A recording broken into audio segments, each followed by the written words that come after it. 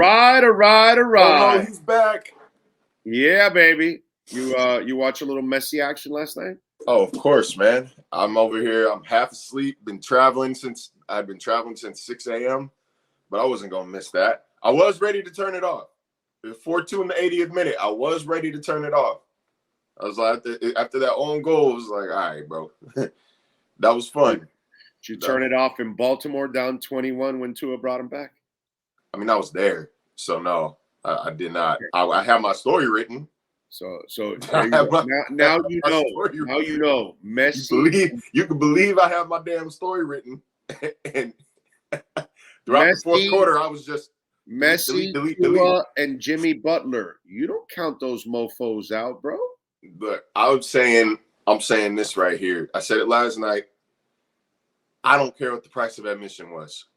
If you could pay $200 to guarantee you see Leo score at least twice, and win in PK, is that not worth it? Like, are you not? No. Everybody left happy in Dallas. Yeah, like you're buying the ticket. Happy. You buy the ticket hoping he scores once. Yeah, hoping he assists on a goal. He's got 3 braces in 3 straight games. Yeah. I don't care what the ticket price is. That is worth the admission. And that game was awesome last night. Oh my God, man! Unless you were Dallas, you know what I mean. Even if you're by the way, to Dallas's credit, the guys at the front, the speed was a pain in the ass for Miami. They played shitty defense early on because they got caught every time. You know, the Cucamonga guy was, bro. That guy don't have around. He's got some wheels, bro. What's it called? The issue, they're kind of hoping that Jordi Alba solves their backline problems, but they have talent between him and Yedlin. Yedlin has just been played so far up. Well, we need Gregory played so far up. We need Gregory. It's such a, and they're so kind of top heavy when it comes to that attack. With obviously with Messi, with Robert Taylor, with Joseph Martinez or Leo Campagna, Campagna was way better. Honestly, he was more. Campagna and Kremovsky were just electricity off the bench. Yeah, like the inner attack all of a sudden is excellent. Yeah, I saw them a couple games before Messi. Robbie Robinson could dangle his way into the box and then was terrified to shoot. Now everybody, it seems like, has just been unlocked. And no surprise because it's Messi, but they got to do something about that back line, and that's kind of. We need Gregory back. Once Gregory gets back, if supposedly he's training and everything, once Gregory gets back, that's the best defender we have, and so that's the one guy you really need. Shit, he was one of the captains, so he's definitely. But that was a lot of fun last night, man. A lot of fun. All right, I got to ask you because I talked about this earlier on the show. I think there's way too much drama being talked about with Christian Wilkins. I know some of you guys have to get clicks and get some movement and all that. When I hear all the praise I hear from the Dolphin front office and coaches, you don't praise people when you're in negotiations because that's like ammunition for them. You know that. I know that. I think this is going to get done. I just think there's a lot of, cliches. There's a lot of T's to cross and I's to dot. And so you've got to come up with roster bonuses and guarantees, and then you've got to come up with outs just in case to protect yourselves. This is a long contract, not an easy contract. And I think what people maybe still haven't realized, this front office just doesn't give away money. So they're going to try to negotiate a contract that's fair for them, but also gives them a little flexibility one way or another. No matter how good of a player you are, they're going to want some kind of flexibility. So to me, I just think people are, and I get it, it's kind of slow, so you got to fill some stuff, but I think there's a little too much overreaction. This shit's going to get done, dude. Yeah, I would say, I think the tough thing with Christian Wilkins is, like, when you watch the team, you know the value. When you watch him play, you know his value. When you watch his stats, it doesn't pop like a guy, it doesn't pop like an Aaron Donald, it doesn't pop like a Chris Jones, like a Quinnen Williams. He's a different player than that. He's a different player. I think so when I'm saying, like, that's what probably, just devil's advocate, guys, when we're talking about what a holdup is, it's probably that. But now the Dolphins screw themselves a little bit because all these guys are signed. There's a precedent now. You want to be the first one, not the fifth one. to sign their guy. Right. You don't wait till like. So now you're in another battle with the Chiefs and Chris Jones, because God forbid if Chris Jones signs before Christian Wilkins does, you could lock in 20 plus a year. You lock in 20 plus a year. I think he was going to get 20 a year in the first place. I'm saying I thought it'd be somewhere in the 18 to 20 range. So I'm not surprised if he gets 20. I think like it could go. I think it could still go either way right now. But I'm saying if Chris Jones signs, obviously Wilkins isn't going to beat Chris Jones, as he shouldn't. But it's going to be in that neighborhood, because he's going to say, "Ain't no way you're going to pay me this far below market value." If we've seen what the market is between Jeffrey Simmons, between Dexter Lawrence, between Quentin Williams, between that Chris Jones coming up, like that's a lot of. I think there's still one that I'm forgetting about as well. Another D tackle that I'm forgetting about as well. The market's there. Yeah. But everybody wants him in Miami right now. Like both sides want him in Miami right now. Let me explain something to you that kind of goes with all of this. And Sean, I'm looking at you now. Okay. All right. Yesterday we saw a Hall of Famer that played cornerback named Rondé Barber, correct? Correct? And then we also saw another one named Darrelle Revis. And so this is the interesting conversation of all of this. So we're watching the round table, and Rondé Barber goes, "Hey, I had to do other things to become great. I had to do things that other people may not do as much, or score on fumbles, which a lot of corners don't do. I was able to do that more than others, but I'm not that guy over there." And he points to Darrelle Revis. And he says, "That dude was special." And he goes, "That dude got in as a first ballot because he deserves. Dude, you deserve to be a first ballot. It took me a little bit, but you deserve what you got. I deserve what I got." And to me, Rondé Barber is Christian Wilkins. To me, Aaron Donald is Darrelle Revis. They're both Hall of Famers, but they're different kind of Hall of Famers, because they made their impacts in different ways. And so that's where I think we have to look at things like Art Monk is one kind of receiver and Jerry Rice is another kind of receiver. It doesn't mean that Art Monk wasn't great. It's just he's a different kind of receiver. So was Steve Largent compared to Jerry Rice, compared to, whoever you want to start naming that's going to be a super dynamic receiver going in to the NFL Hall of Fame. And I think that's what we have to look at it at times, and stop comparing to one person to the other, because Warren Sapp got 100 sacks, Joe Klecko didn't. Doesn't mean that Joe Klecko wasn't great.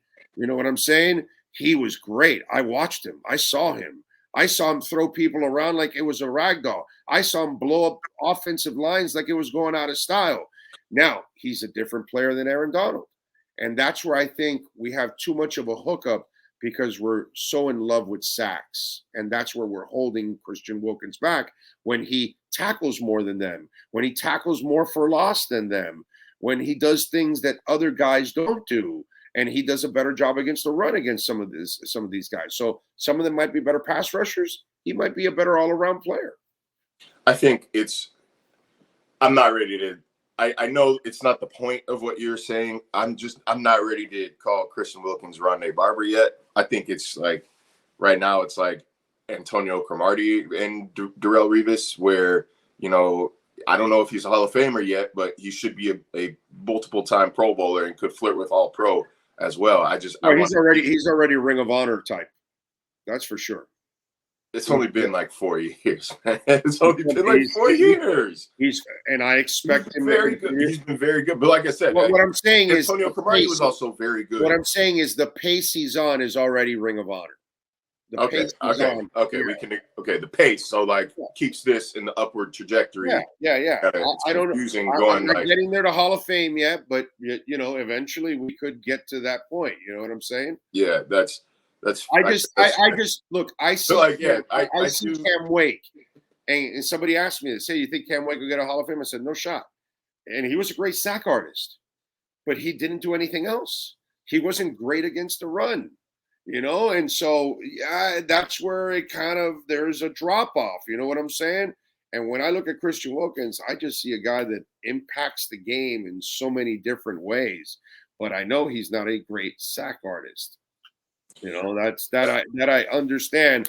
But neither was Joe Klecko. He wasn't a great sack artist. That doesn't necessarily mean he didn't have a great impact on the game. So here's the thing as well, that I do agree that we football fans get so caught up in like comparing one-to-ones, like comparing kind of apples to oranges, that like it's taken as disrespect almost when you say like this guy ain't that guy. I mean, not to to call back an old debate.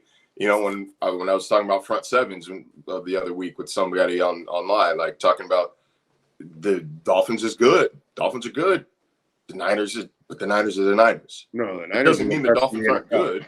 Yeah. It doesn't mean the Dolphins aren't good. Like just because Christian Wilkins isn't Aaron Donald doesn't mean Christian Wilkins is replacement level. Exactly. Don't get us wrong.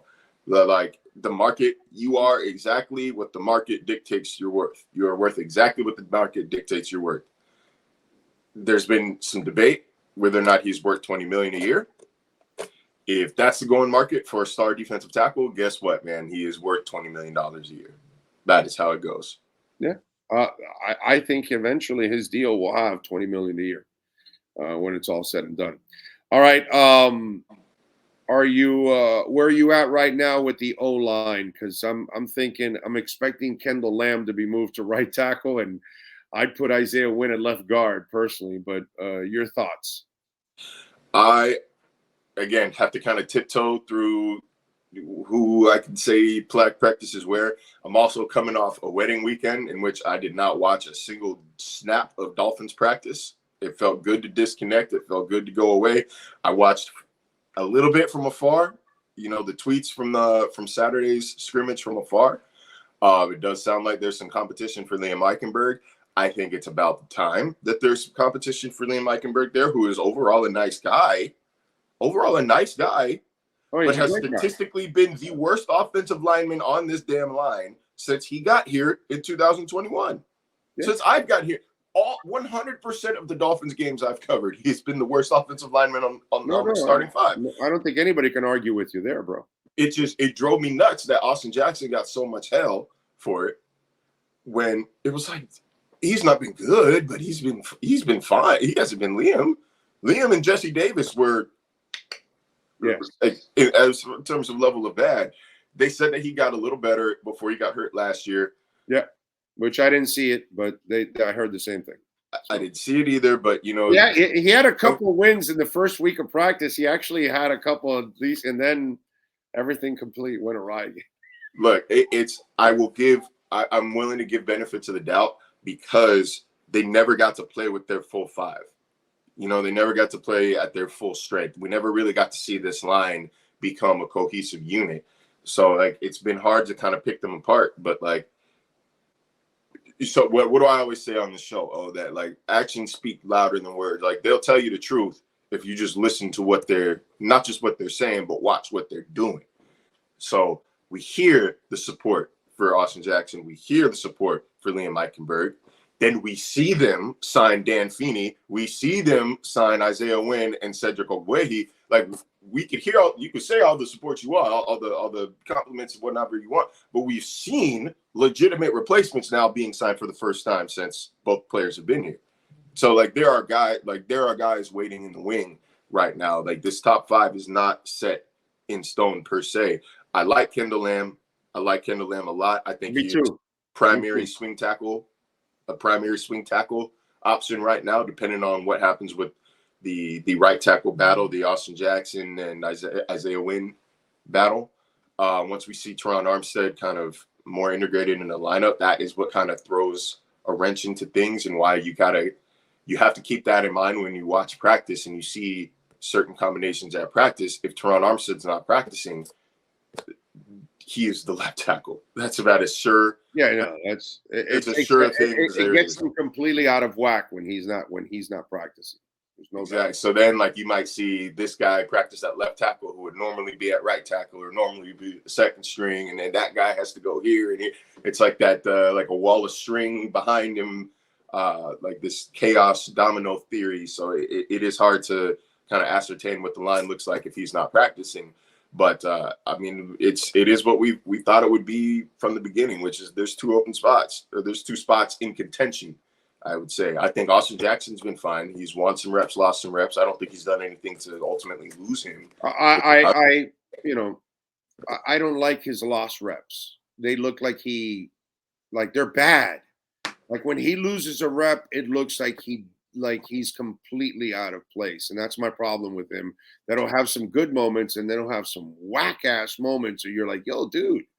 Like I saw him last week get beat back-to-back by Phillips and Ogba, like he was a cigar store mannequin, bro.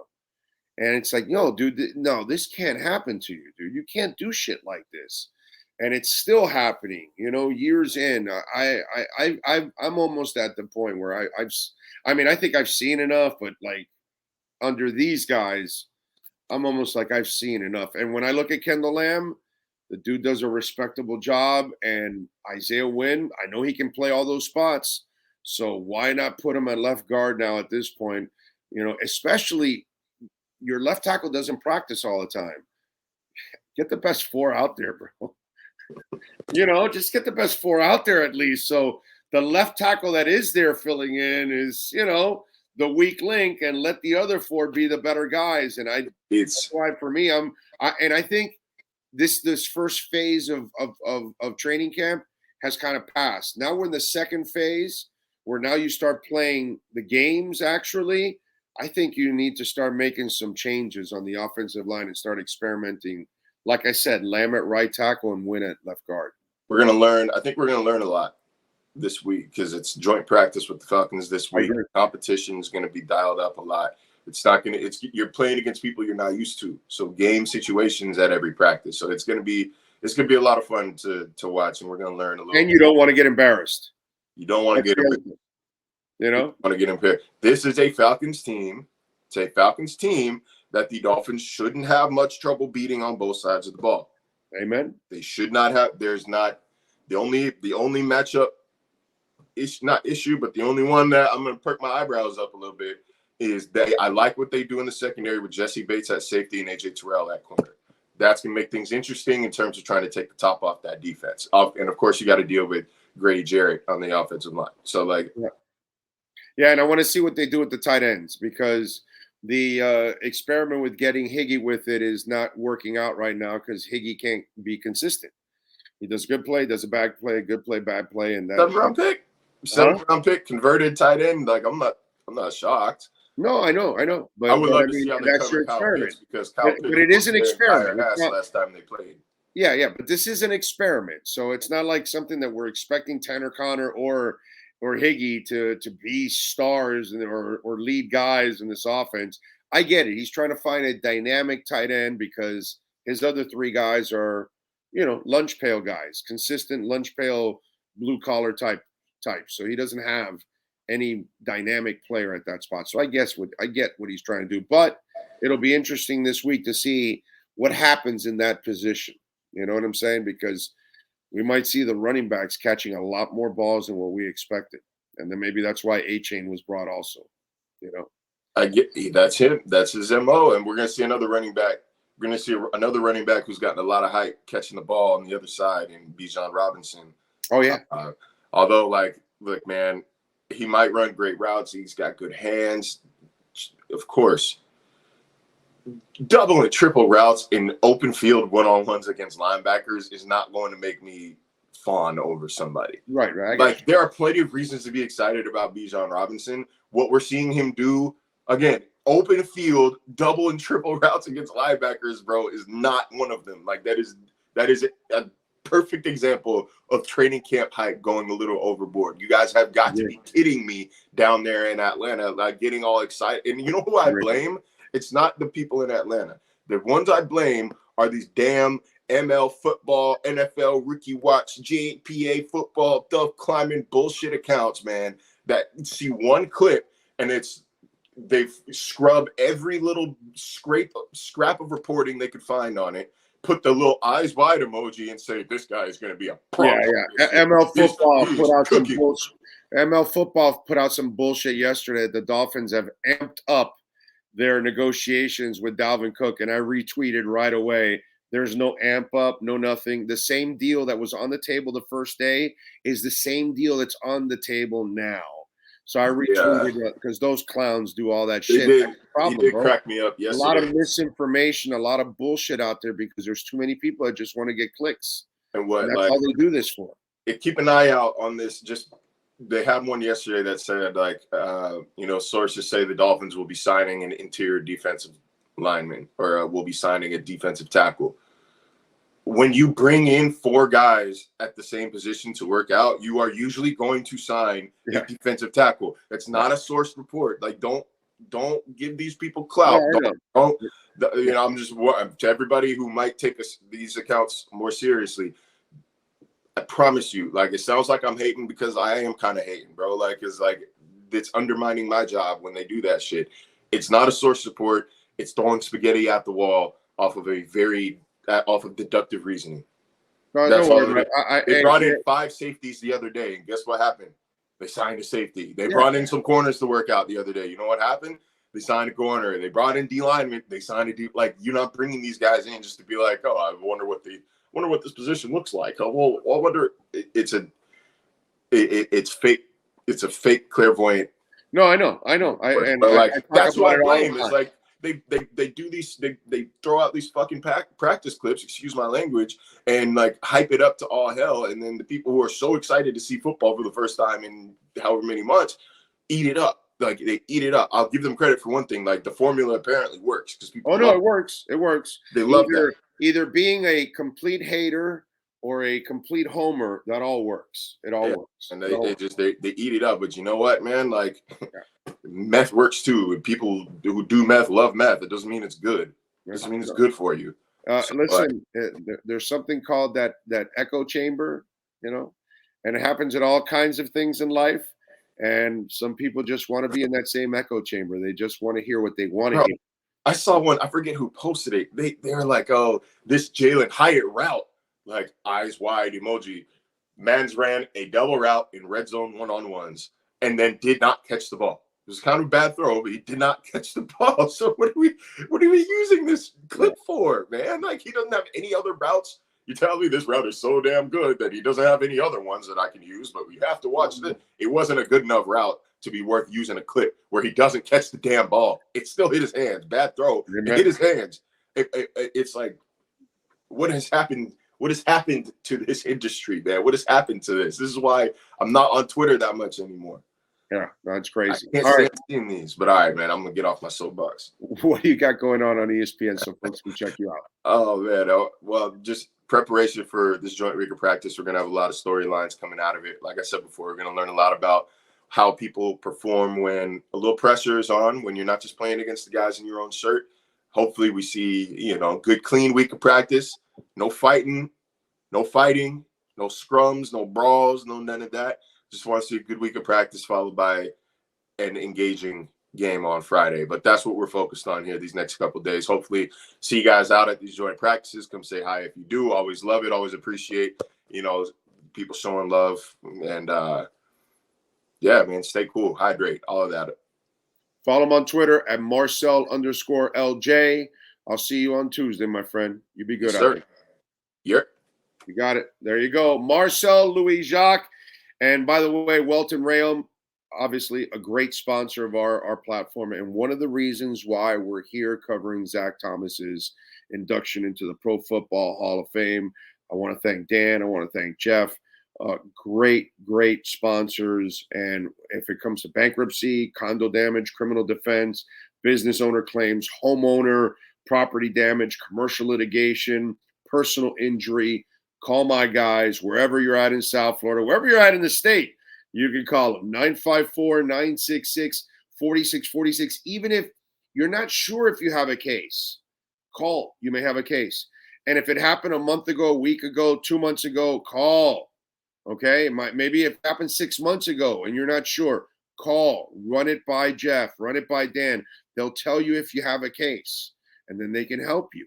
All right. And we're in hurricane season. God forbid we get hit by a storm. Any of our listeners out there in Florida, period, if you get hit by a storm, you're going to need a law office. You don't want to call straight up the insurance company. You want to call Welt Rheaume first. They're going to send their adjusters, and then their adjusters will take care of everything. So that's why. And they will take care of the insurance company. They will handle it all for you. You'll never, ever make that phone call. That's the beauty. You don't have to deal with any of that. So call Welt Rheaume 954-966-4646 for the best law firm in town.